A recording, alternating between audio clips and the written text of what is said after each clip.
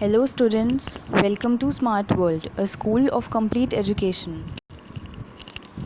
Today we'll be doing chapter 1 from English, that's a poem, and we'll be doing this poem in detail. I'll be explaining everything in detail. So, the poem says don't give up.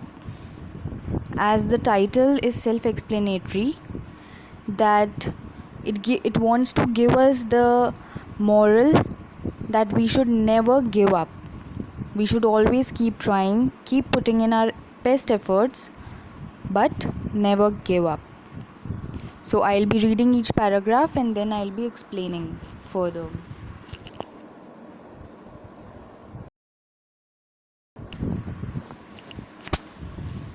If you have tried and have not won, never stop for crying. All that's a great and good is done just by patient trying. So the first two lines tell us that if you have tried, if you have put in your efforts for something and you have not achieved that thing, that doesn't mean that you should stop or cry upon your failures. It just means that it was not meant for you. Maybe something good was there in that, or maybe something better is there for you in future. So you should not cry on it or stop trying for that. You should just be patient and keep on trying. One day you'll definitely achieve what you want. Here in the second paragraph, the poet wants to explain what he said in the first paragraph through example of a bird. He says, though young birds in flying fall, still their wings grow stronger, and the next time they can keep up a little longer. Here the poet says that when the birds are young and they are learning how to fly, they also at times fall and many attempts fail, but they don't stop trying, they don't stop flying. They keep on trying and they keep on flying again and again after falling, and one day their wings grow so stronger that they fly high in the sky above all of us. So again the poet wants to say that the spirit should never die and we should just keep on trying. In the third paragraph, the poet again comes with another example of an oak tree.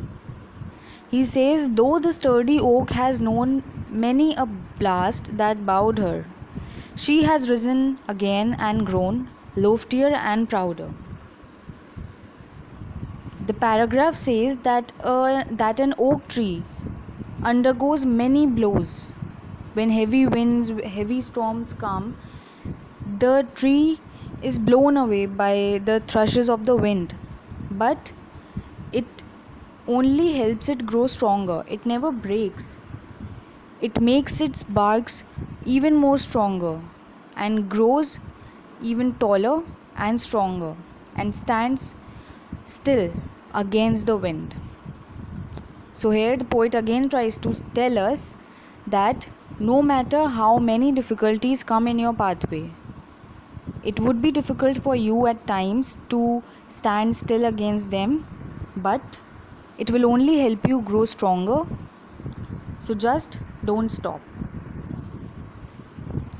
The last paragraph says, if by easy work you beat, who the more will prize you?